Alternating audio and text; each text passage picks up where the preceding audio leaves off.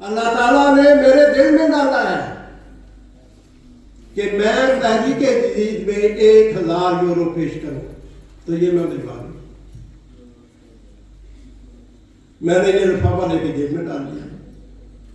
ان کے میاں مجھے کہنے لگے کہ صاحب کہ آپ نے پیسے گنے نہیں۔ میں نے کہا جس کو خدا تعالیٰ تحریک کر رہا ہے اس کے پیسے کبھی کم نہیں۔ اس طرح اللہ تعالیٰ اپنے فضل کے نظارے دکھاتا ہے۔ ہمارے ڈیشن باغ کے ایک دوست نے مجھ سے بیان کیا، یہ کھاتا ہے ان کا، وہ کہتا ہے رات کو خواب میں مجھے مولانا یاس منڈی صاحب نے، اور وہ کہنے لگے کہ یار تم نے 30 یورو وعدہ رکھا ہے، یہ تو بہت کم ہے، تمہیں تو 200 یورو دینا چاہیے۔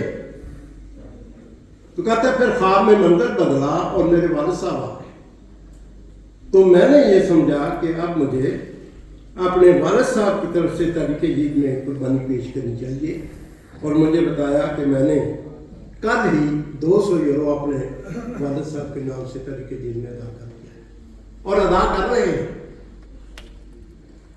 اسی طرح کا ایک اور واقعہ ہے، وہ ہرفورڈ کی ہماری ایک بچی ہے، اس نے مجھے خط لکھا کہ میں حاملہ تھی، اور جب میں نارمل روٹین پہ ڈاکٹر کے پاس گئی تو اس نے مجھے کہا کہ بچے کی تو حالت ٹھیک نہیں ہے اور ہو سکتا ہے کہ یہ بچہ ضائع ہو جائے۔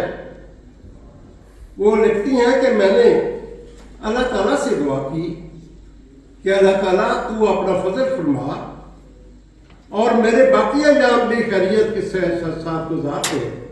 میں تو سے یہ وعدہ کرتی ہوں کہ میں ہر بار تحریک جدید میں 100 یورو ادا کرتی رہوں گی۔ میں جب ہاتھ پھوڑ کے آیا تو انہوں نے مجھے یہ خط لکھا اور لکھا کہ آپ بچہ میرا 2 سال کا ہو گیا ہے، اللہ نے میرے سارے ایام خیریت سے گزار دیے اور مجھے بہت خوبصورت بیٹا عطا فرمایا۔ اب میرا بیٹا 2 سال کا ہو گیا ہے، لیکن میں نے جو اپنے رب سے وعدہ کیا تھا میں ابھی تک اس کو ادا کر رہی ہوں۔ ہم آپ 100 یورو کی بات سے بھی دیکھ میں ادا کر۔ ہمارے ایک تاجر داؤد چیمہ صاحب ہے، کون نہیں جانتا ان کو، ان کا خط ہے میرے پاس۔ انہوں نے مجھے لکھا کہ میرے بیٹے کی 2 بیٹیاں تھیں اور ہماری خواہش تھی کہ اللہ تعالیٰ ہمیں بیٹا بھی عطا فرمائے، لیکن میری بہو بیمار ہو گئی۔ اللہ تعالیٰ نے موزانہ طور پر اس کو شفا تو دے دی، لیکن ڈاکٹروں نے کہا کہ اب یہ بچہ پیدا نہیں کر سکتی۔ وہ کہتے ہیں میں نے یہ خطہ ہے، وہ کہتے ہیں کہ ڈاکٹروں نے مشورہ دیا کہ اب بچے اولاد پیدا کرنا اس عورت کی زندگی کے لیے خطرناک ہوگا، لیکن میں نے ایک مخصوص رقم تحریک جدید میں ہر ماہ ادا کرنی شروع کر دی، اور اللہ کا کرنا ایسا ہوا 1 سال بعد وہ حاملہ ہوئی اور اللہ تعالیٰ نے ہمیں میرے بیٹے کو بیٹا تھا۔ پھر اگر بیماری کے واقعات کو سامنے رکھیں تو مجھے چند دن پہلے ایک دوست کا جو ایکس ریجنل لیڈ ان کا فون آیا اور مجھے بتایا کہ اللہ تعالیٰ نے ہماری اس بچی کو جو بیمار تھی اور جس کے متعلق ہم تصور بھی نہیں کر سکتے تھے کہ وہ ٹھیک ہو سکتی ہے، اپنے فضل سے اس کو شفا عطا فرمائی ہے، اور اب وہ اللہ تعالیٰ کے فضل سے اس نے جج کا امتحان پاس کر دیا ہے، اس کو گارنٹی مل گئی ہے، اب وہ جج کی سیٹ پہ جا کے بیٹھے۔ تو وہ کہنے لگی سب سے پہلے ٹیلی فون کرو سیکرٹری تحریک جدید کو، ان کو مجھے فون ہے کیونکہ انہوں نے مجھے لکھا کہ ہماری بچی بیمار ہے، آپ آئے تھے اور آپ نے بیماری میں شفا یابی کے لیے تحریک جدید میں قربانی کرنے کی طرف توجہ دلائی، تو میں نے بھی زیادہ دینا شروع کر دیا۔ سال بعد ان کا خط آیا کہ اللہ تعالیٰ نے اپنا اتنا فضل فرمایا ہے اور ہماری बच्ची को जो है वो सेहत अता फरमाई है, इस पर हम जितना भी खुदा ताला का शुक्र अदा करें वो कम है कि अल्लाह ने हमारी बच्ची को शिफा अता फरमाई है। और फिर आहिस्ता आहिस्ता अल्लाह ने उसको सेहत अता फरमाई, वो पढ़ने चली गई, उसने गाड़ी चलानी शुरू की, और अब अल्लाह ताला ने अपने फजल से उसको जज के इम्तहान में पास किया है, और वो खुदा ताला के फजल से अब वो जज की कुर्सी पर बैठी है। कोरोना के दिनों में मुझे खत आता है, फिर ना इनकी लजना का, ये मेरे पास आता है, उसने लिखा कि मेरा खाबन बीमार हो गया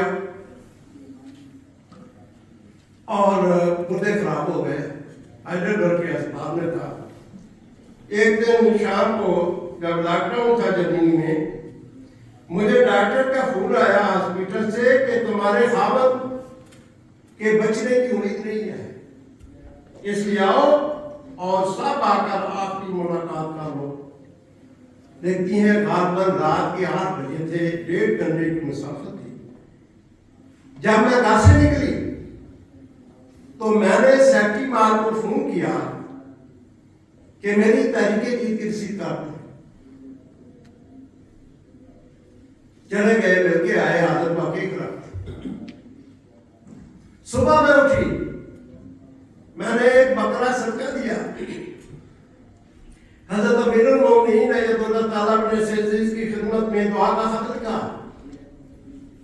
और मुझे याद आया कि पाकिस्तान में मेरे पास बहुत बड़ी रकम पड़ी है, वो मैंने 9-10 मरहूमीन के नाम से तहरीके जीत में चंदा अदा कर दिया।